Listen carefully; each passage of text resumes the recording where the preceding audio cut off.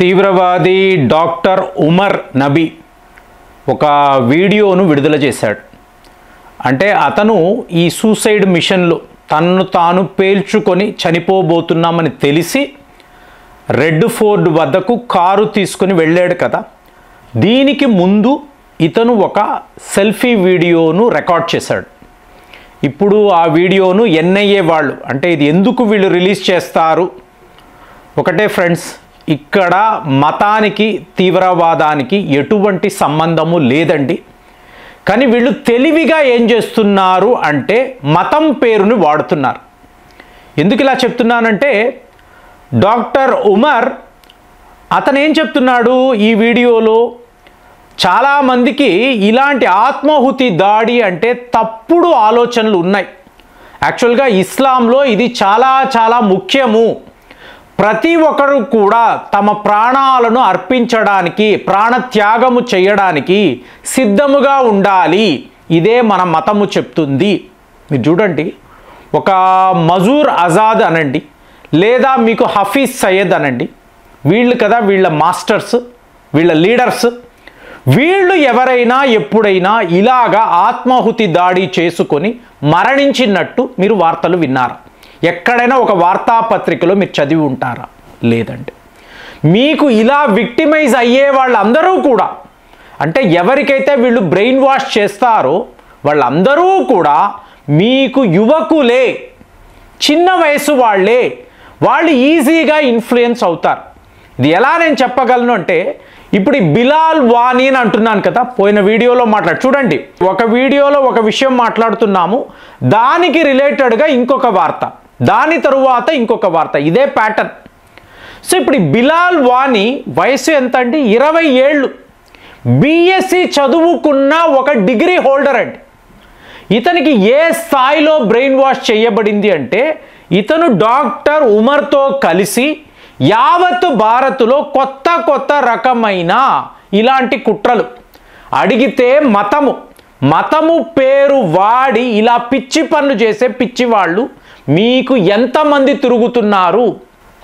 ఇది ఎలాంటి ఒక నెట్వర్క్ ఏర్పడిపోయిందంటే, ఈ వీడియో ఇప్పుడు నేను మాట్లాడుతున్న టైంలో ఫరీదాబాదులో దగ్గర 2000 మంది కాశ్మీరీ స్టూడెంట్స్, విద్యార్థులు, వీళ్ళందరూ పక్కన మీకు ఇలాగా హాస్టల్స్లో, కొంతమంది మీకు ఇట్లాగా హోమ్ స్టే ఇవి చేసేవాళ్ళు.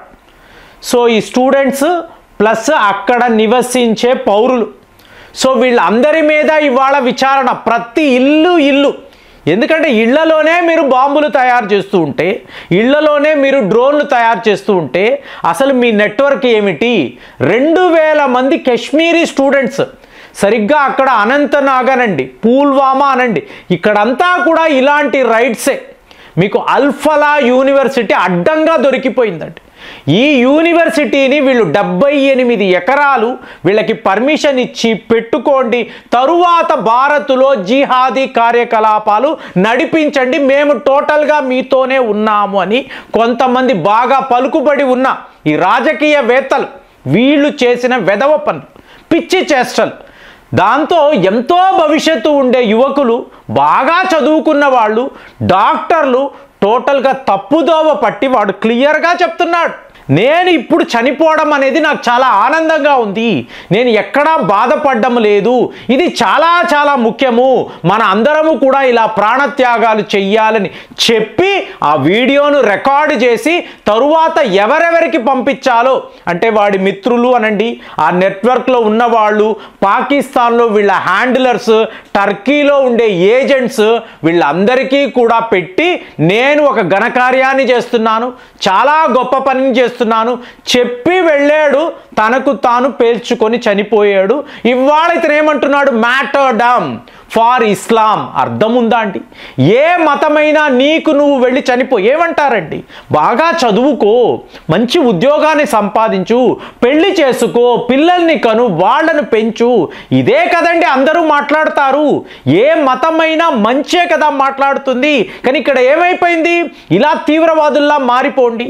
ఈ భారత్లోనే మనం ఉంటాం, నువ్వు పుట్టడము, పెరగడం, చదువుకోవడంతో ఇక్కడే, కానీ ఈ దేశం మీదే కుట్ర పన్ను. ఇప్పుడు ఇంత మాట్లాడాడు కదండి, ఇస్లాం అన్నాడు, ఇలాగ ఆత్మాహుతి దాడి ఇన్ని మాట్లాడాడు కదా. అక్కడ ఇంకా పెద్ద లెవెల్లో బ్లాస్ట్ జరిగి ఉంటే ఒక 50 మంది 100 మంది, నేను చెప్తున్నాను కదా, ముంబై దాడులు అన్నప్పుడు చేసిన వాళ్ళందరూ ఇస్లాం మతానికి చెందిన వాళ్ళే కదండి. వీళ్ళు పాకిస్తాన్ నుంచి, కరాచీ నుంచి వచ్చారు కదా. వచ్చిన వాళ్ళు ఇష్టానుసారం విచక్షణారహితంగా కాల్పులు జరిపారు. ఇందులో 40 మంది ముస్లింలు మరణించారండి. 40 మంది. ఇప్పుడు ఇదే కసబ్ని పట్టుకున్నారు కదా, వాడిని అడిగారు, ఎందుకురా ఇలా చేసావు, నీకేం దొరుకుతుంది, ఏంటి, ఏం లాభం, నువ్వు ఏం సాధిస్తావు అంటే, మా ఇస్లాంలో ఇలాగే చెప్పారు, ఇది జిహాద్, పవిత్ర యుద్ధము, మేము ఇలాగే ఉంటాము. ఇదే మాటే ఇవాళ డాక్టర్ ఉమర్ కూడా మాట్లాడుతున్నాడు.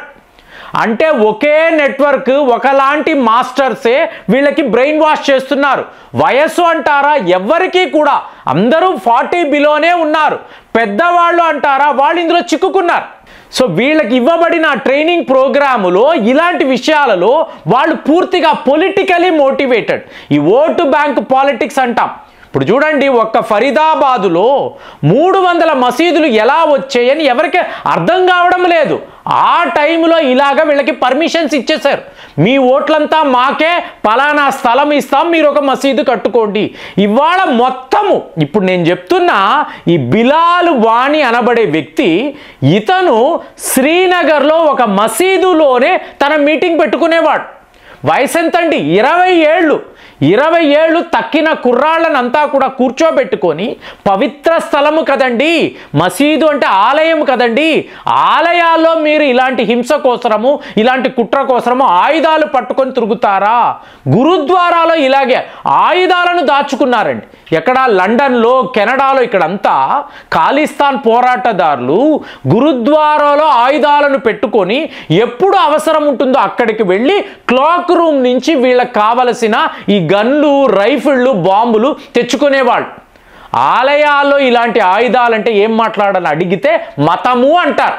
సో ఇలాగ మతం పేరు చెప్పుకొని యావత్తు ప్రపంచంలో ఇలా అల్లకల్లోలము సృష్టించే వాళ్ళు వేలలో ఉంటారు.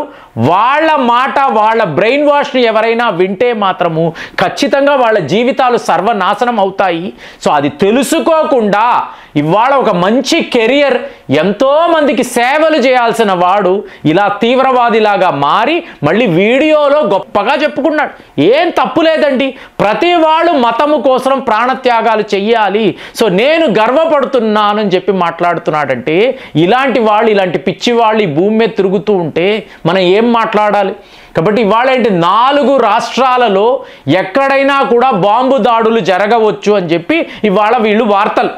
అందుకే 2000 మంది స్టూడెంట్స్ని, వాళ్లకు సంబంధించిన కుటుంబ సభ్యులు, వీళ్ళేమీ లేదండి, అల్ఫలా యూనివర్సిటీ చూసారా, అక్కడ దగ్గరలో ఒక హోటల్ తీసుకోవడం, ఒక వాహనాన్ని అద్దెకు తెచ్చుకోవడం, ఈ హోటల్ గదిలో కూర్చొని వీళ్ళు బాంబులు, డ్రోన్లు తయారు చేయడం, కావలసిన టెక్నికల్ సపోర్ట్ అనేది టర్కీ, పాకిస్తాన్ నుంచి వీళ్ళకి వస్తుంది. ఇక్కడ ఈ అమాయకపు ప్రజలు మీకు ఇంతలాగా దేశం మీద ద్వేషాన్ని పెంచుకొని, ఏదో ఈ దేశంలో ఇలా పేలుళ్ళు చేస్తే మేమేదో గొప్ప త్యాగమూర్తులు అయిపోతామని పిచ్చి పిచ్చి ఆలోచనలతో ఇలా చేస్తూ ఉంటే, నువ్వు చనిపోవడం కాదురా, నీతో పాటు ఇంతమంది భారతీయులు చనిపోతున్నారు కదా, వాళ్ళకి కుటుంబాలు ఉంటాయి, పిల్లలు ఉంటారు, వాళ్ళ జీవితాలు ఏమవ్వాలి, కనీసమైన ఇంతైనా నీకు ఆలోచన ఉండాలి కదా.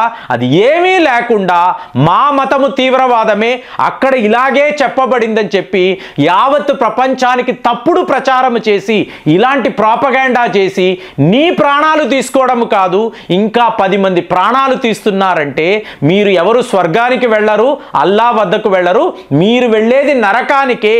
ఎలాంటి పాపాన్ని చేశారో ఆ పాపము మళ్ళీ నీ కుటుంబ సభ్యులకే చుట్టుకుంటుంది అనేది ఇక్కడ వీళ్ళు గ్రహించాలి. గ్రహించకపోతే ఇలాగే ఉంటుందండి. మరి ఇంకా ఇంతమంది ఎక్కడెక్కడ ఎలా తిరుగుతున్నారు, మీకేమనిపిస్తుంది? కామెంట్స్లో రాయండి. మళ్ళీ వచ్చే వీడియోలో కలుద్దాం. జై హింద్.